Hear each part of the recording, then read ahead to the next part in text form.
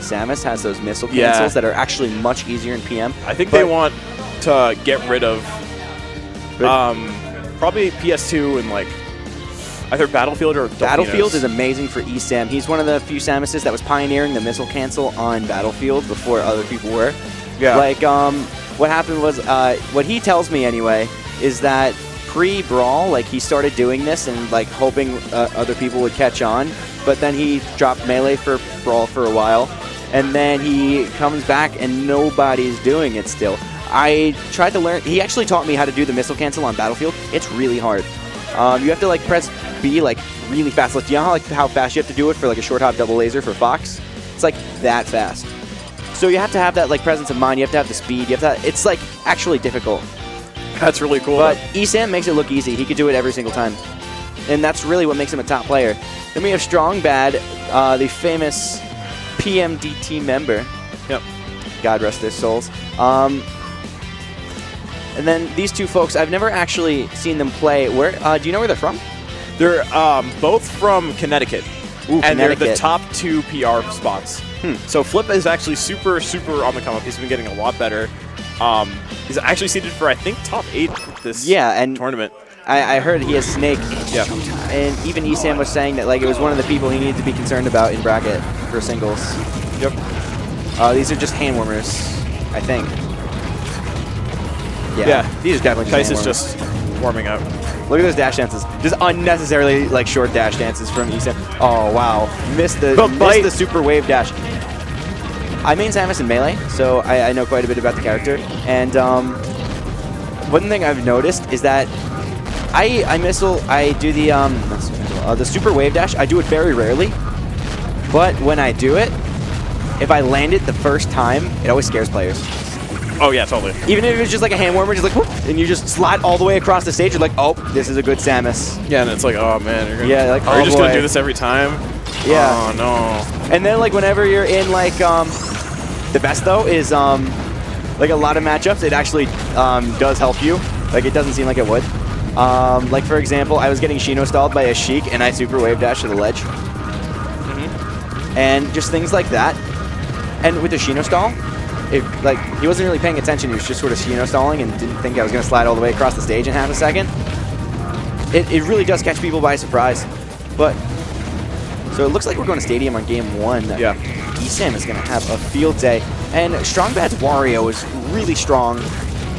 He does know the character very well, and he he's probably going to get, since the blast zones on the side aren't very huge on Stadium, he's probably going to get a lot of those side B kills. Yeah, I think he's going to go for a lot of claps also. Yeah. So we're going right into it. One thing about Flipp and Kycse that's actually worth mentioning is that if Flipp accidentally stickies Kycse, Kycse can go and up throw Strong Bad. Oh, the Omni lane. Yeah, the Omni gay. Yeah. Well, yeah. It's not the full on Omni gay. It's esports now. Even Omni's saying that he now calls it the Omni lame. Oh, is it the Omni lame now? It's the Omni lame. Oh, that's not that fun. Okay, so we already have a stock gone from ESAM. Yeah, ESAM. These guys, especially Flipp, showing really strong like offense right here. Not what I was expecting from a Snake. But one thing, he's going back to Plasma. Immediately a forward smash is going to take that stock. Charizard and Snake and even Samus are kind of big characters. So it's funny seeing all 4 of these characters on the screen. Even Wario's like kind of big, like average size. Makes Pokemon Stadium 2 look really small. I mean a small character, so like when I play on the stage, it looks really big. And it's like, it changes the whole dynamic of how you play, whether or not you have a lot of room to run around. And I think that's actually going to be a problem for ESAM at least. Oh, Chris, what is that, Kycse? You said his name was? Kycse, thank you. Kycse was getting really hungry for that forward smash, and that's what cost him the stock. Kycse is down a bit, but he's actually doing a really good job of saving Flipp. Yeah, he's saving Flipp. He's building up percent. Flipp is going to be the stock tank in this team, which might not seem like the right thing at first, but Snake doesn't die. Snake has ridiculous recovery, and he's pretty heavy. So you got to hardcore kill Snake. Yeah, like off the top of her side. You can't. Yeah, you can't gimp Snake unless you are Fox. And even then, it is difficult. You can't just do it. Well, I mean, it's pretty much just shine spikes over and over, but it's not easy. Yeah. Especially with Cypher. Yeah, because especially since the recovery has a hitbox on it. If you look, it's already 4 stocks to 5. So it went from a beginning lead by the green team to Strong Bad and ESAM kind of getting back into the game. But Strong Bad's actually sticky, but ooh, Flipp dies. He's not able to use it. That was unfortunate. I feel like it's especially hard to get stickies in doubles. If you play Samus, like I do, like one of the moves you really start to appreciate is up throw. It doesn't look like it's that good, but it combos into basically any aerial at low percents, and it's like, I know it's not a term that like Smash players use, but like it's our bread and butter. Yeah. Or if it's not, it should be. And now we're down to 2 stocks to 3. This is definitely not out of the woods for Kycse and Flipp, but yeah, they're both sitting at low percent. These are some of the best PM players around Strong Bad and ESAM. Kycse is doing a really, really good job of zoning. Yeah, and another thing is, even though they are losing, you do have to appreciate the skill between these 2 players, especially since. Wow. Especially since.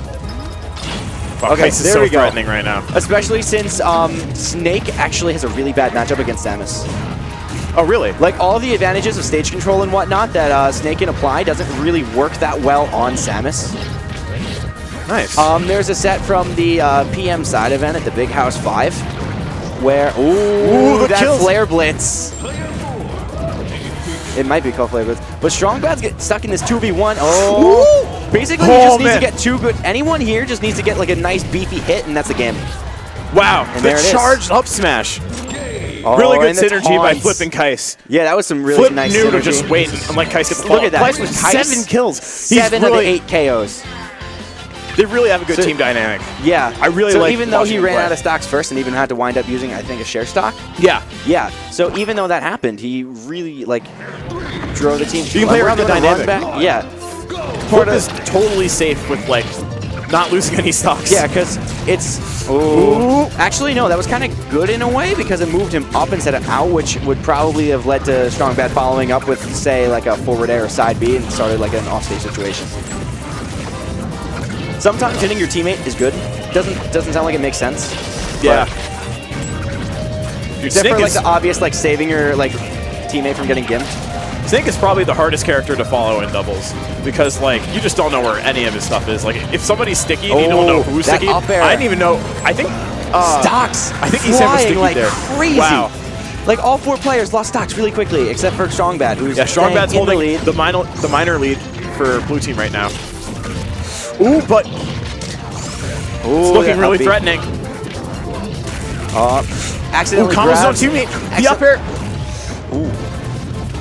So ESAM's got the charge shot. So, and he no longer has the charge shot. No, he doesn't have it anymore.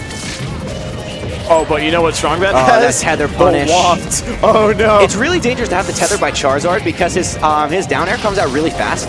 Oh, you see that? He did his taunt to try to switch modes. It might not have been the safest option right there. I'm not even sure if he got to keep it.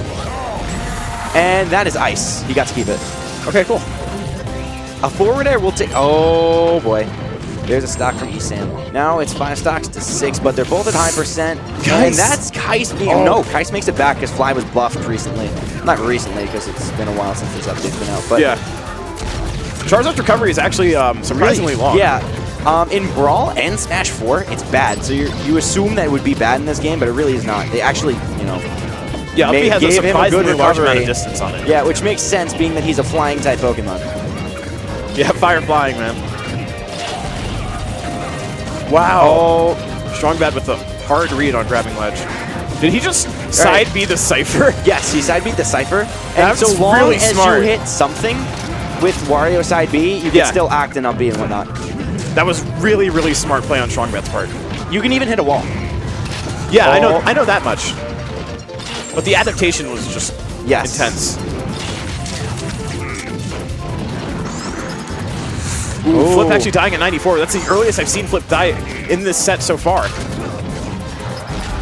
And now Kycse is at last stock, so now Flipp no longer has the stock from Kycse to steal. Look at...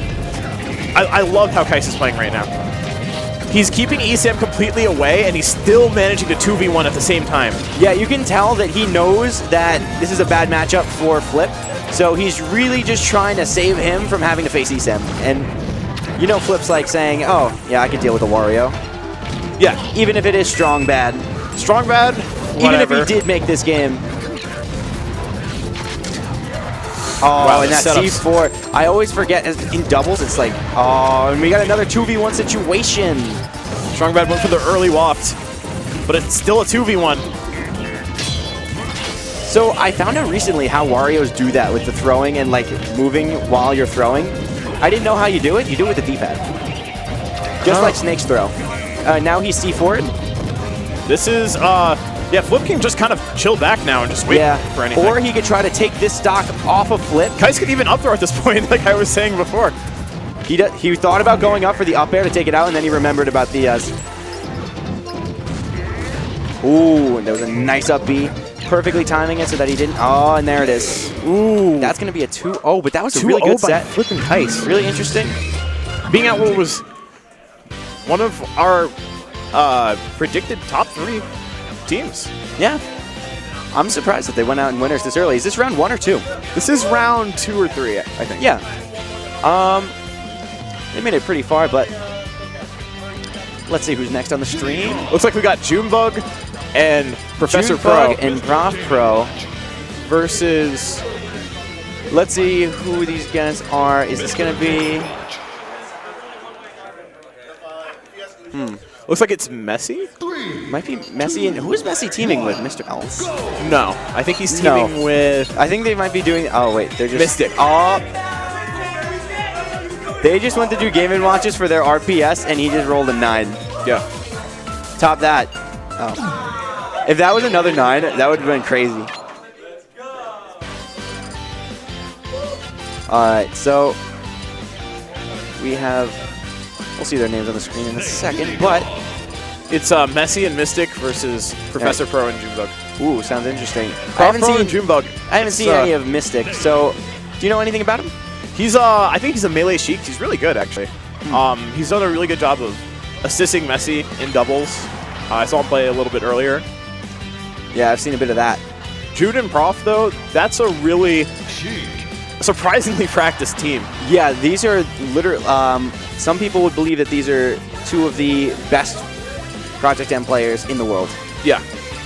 And if you said that, it would be a reasonable thing to say.